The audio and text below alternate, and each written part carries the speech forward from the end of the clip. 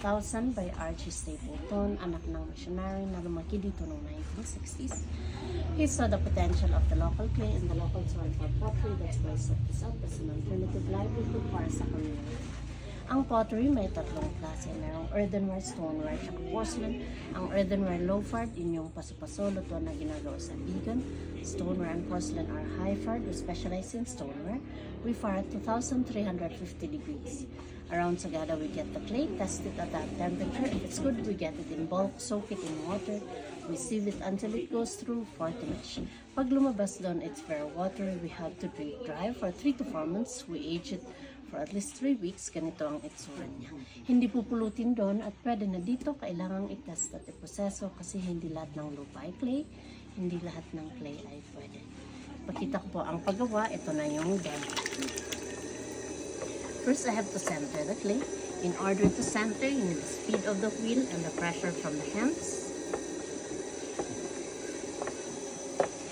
Once it's centered, everything starts with a cylinder. To make a cylinder, I have to pull the clay from the bottom to the top gradually.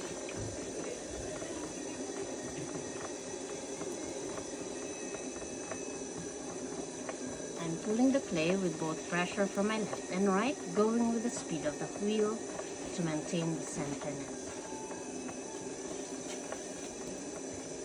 Kamay ko ang mag-control sa clay, not the clay controlling my hands to keep the shape for it not to collapse.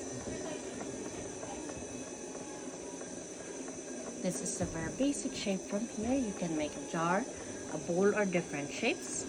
Right now, there's more pressure from my inside hand, pushing it out to widen. Here in the middle, pressure from my right, pushing it inwards to narrow down. Then outwards at the top to make a flower vase.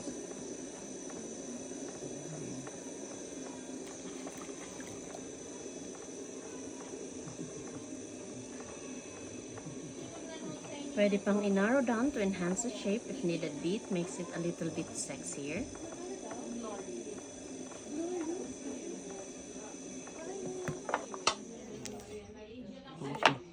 Pwedeng maging pichel, paglagyan ng nguso na ganyan. That's all I can do right now. I let it dry for 5 days. After 5 days, we put the handle, trim the bottom, do anything that will enhance the beauty. Then we dry it for 1 month, air dry lang. Ilagay sa oven for 8 hours of firing. Wait for it to cool down. Ilabas namin, apply na siya ng glaze. Ang glaze yung nagbibigay kulay at nagpapakintab pero hindi lalabas sa pan-application. It has to go through the oven for another 8 to 10 hours of glaze firing para ma-finish siya. That's why they're safe for food containers. They're microwavable. The color doesn't fade. Sino mag-try? Clap your hand. You wanna try? You go.